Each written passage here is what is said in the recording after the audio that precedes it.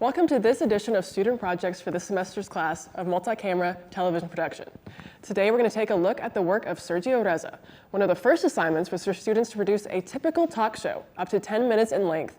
Here's a segment of that show.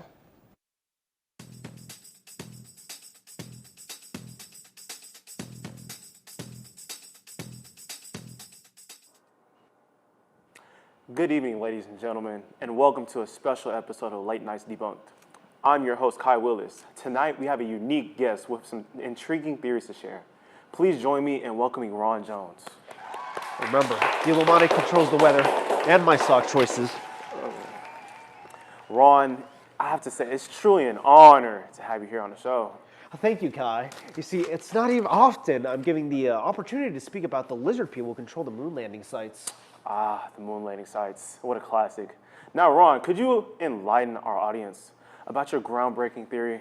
Oh, of course, Kai. You see, it may come as a shock to you all, but the moon landings were nothing but a diversion to distract us from the true extraterrestrial shenanigans happening right under our noses. Interesting. And how exactly did you come across this revelation? Evidence, Greg. You see that chart over there? Bigfoot was actually Neil Armstrong in a furry suit. Even Buzz Aldrin said the moon landing was a hoax. First of all, my name isn't Greg, it's Kai. Also, Ron, are you referring to Buzz Aldrin's interview with Conan O'Brien that was cut down? Yes, so you've seen it as well? If I remember correctly, Buzz was referring to the animations broadcasters intercut with authentic video in their coverage of the moon landing, not the landing itself.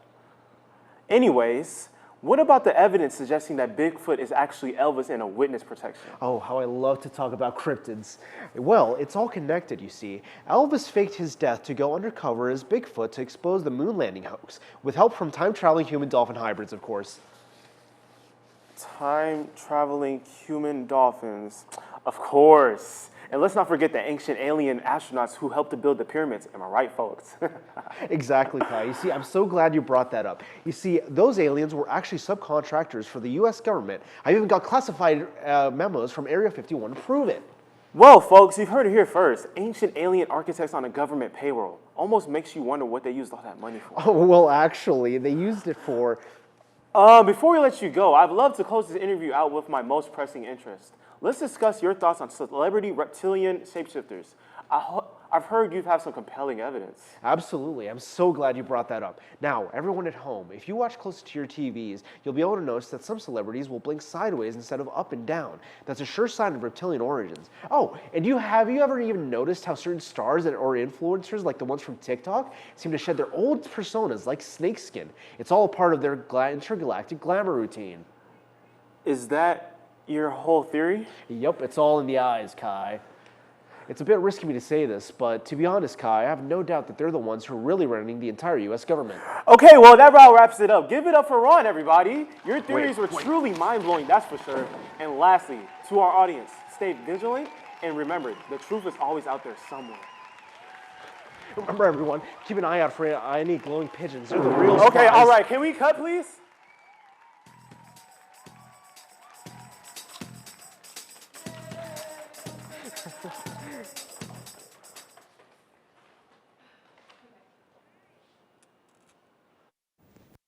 Another assignment was to produce a feature story. This was an individual project. Let's take a look at that now. Yeah, Central Arts is an organization that allows art, I guess, to grow, essentially. So we have multiple places, two locations actually, where everything is focused on arts and, I guess, building a community to allow people to, I guess, express themselves. So that's what Central Arts does. So the main focus that we usually do outside of art as well is to grow the community that's around us. So ways that we have been doing so is by focusing on the kids classes that we run.